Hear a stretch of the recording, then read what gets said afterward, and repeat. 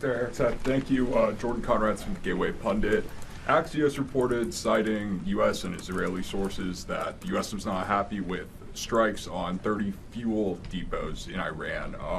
While this is anonymous sourcing, it seems kind of congruent with what President Trump said yesterday, that there's certain spots they don't want to hit relating to energy infrastructure that would take a long time to rebuild.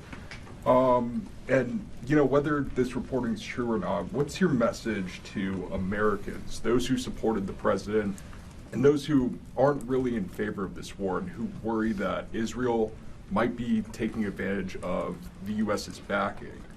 And then for Mr. Chairman, for you, I wanted to ask, when you say that we're moving inland, what capabilities does Iran have to shoot down jets over their land? And would that trigger some kind of rescue operation that could risk a bigger ground operation? Well, I would just state by saying Israel's been a really strong partner in this effort. Where they have different objectives, they've pursued them.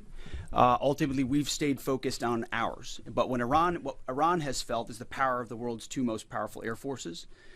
In that particular case, those weren't our strikes or that objective, or that wasn't necessarily our objective.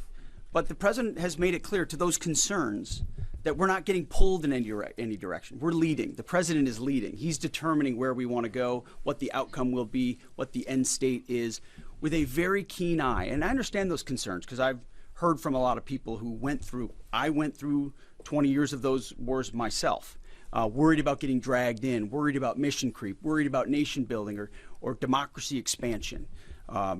That's never the perspective the president has pursued on this. Just because previous presidents and previous secretaries have decided to just pour more resources and more people in toward some unguided end state, doesn't mean that's the way the world needs to look today. In fact, the American people voted for a different approach. But what the president also stated from the beginning was Iran can't have a nuclear weapon. And it's one thing to say it. It's easy to say. Anybody can say that. I mean, Barack Obama said that. But to do something about it takes courage and resolve. But in that courage and in that resolve, you can also be very scoped in what you're trying to execute to ensure that the sacrifice of Americans, American treasure, American lives, all of those properly meet the objective that you're trying to accomplish. And certainly, as someone I talked out front about what the Iranians have done to our generation, yes, we're clear-eyed about it.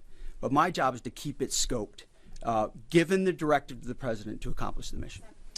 Thank you for the question. Most of their higher-end surface-to-air missile systems are not factors at this point in time. We're able to move around fighters that are moving deeper with relative impunity. Always some risk out there. I don't want to say that there isn't, and we'll always maintain and retain capability of doing search and rescue type of things. But I don't want to get into the details. But thank you for the question. Chile.